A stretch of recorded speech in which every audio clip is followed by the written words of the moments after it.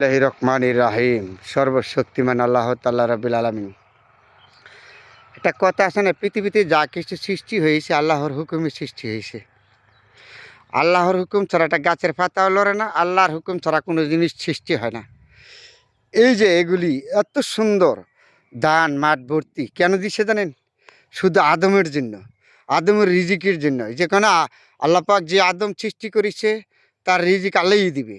তাহলে সেই আল্লাহর কত চক্রান্ত। এগুলি হলো ধান।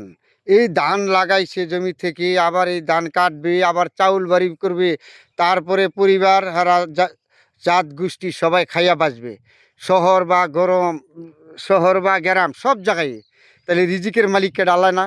এই যে মাঠ ভর্তি এই সোনালি ফসল, এগুলি আদমের জন্য সম্পূর্ণ আল্লাহ দিয়েছে। এটি আমাদের বোঝার দরকার। পৃথিবীতে যা কিছু সৃষ্টি হয়েছে আল্লাহর হুকুমে সৃষ্টি হয়েছে। আল্লাহর হুকুম ছাড়া কোনো কিছুই হয় নাই। তাহলে আমরা কেন যে বুঝি নেই মানুষিয়া, কেন আমাদের ধৈর্য নাই, এটা হলো সর্বোচ্চ বড় কথা। এই যে আপনাদের সাথে কথা বলেছি, আমি 1 সেকেন্ড আমার কিন্তু ভরসা আছে আমি এক কথা বলতে পারবো?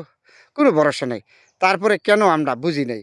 এত সুন্দর পরিবেশ, মনোরম, এগুলিতে রিজিকের মালিক কে দিয়েছে? আল্লাহ দিয়েছে না?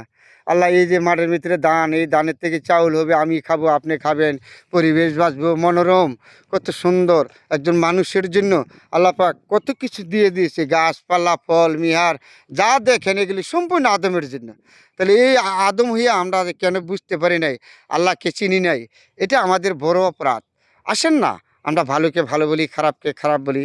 এই যে এত কিছু আল্লাহর নেহামত, এই যে মাঠ ভর্তি সোনালি ফসল কে দিয়েছে? আল্লাহ দিয়েছে না? এটা তো আল্লাহর চক্রান্ত। তাহলে আল্লাহর কাছে আমরা কেন এরকম করি? আমরা আসেন না বিশ্বাস করি। বিশ্বাস জিনিস হলো সর্বোচ্চ বড়। আল্লাহকে যতক্ষণ পর্যন্ত আমরা না চিনতে পারবো, এতক্ষণ পর্যন্ত আমাদের দুঃখ দর্দশা আমাদের থাকবে। এই যে সোনালি মাঠ ভর্তি ফসল কার জন্য? শুধু মানুষের জন্য, আদমের জন্য। এটাও তো আমাদের বোঝার দরকার। রিজিকের মালিককে আল্লাহ। গাছপালা, আগুন, বাতাস যা কিছু দিয়েছে সম্পূর্ণ আল্লাহ আদমের জন্য দিয়েছে। এটা আপনারা আমার বুঝতে হবে। না বোঝার কারণে আমাদের অনেক সময় দুঃখ দর্দশা আমাদের হয়। তাই অনেকগুলি কথা বলেছি বন্ধুরা, আমার ভুল হলে ক্ষমা দৃষ্টিতে দেখবেন। সবাই ভালো থাকবেন, সবার জন্য দোয়া রইল। সুন্দর মনোরম একটা পরিবেশ।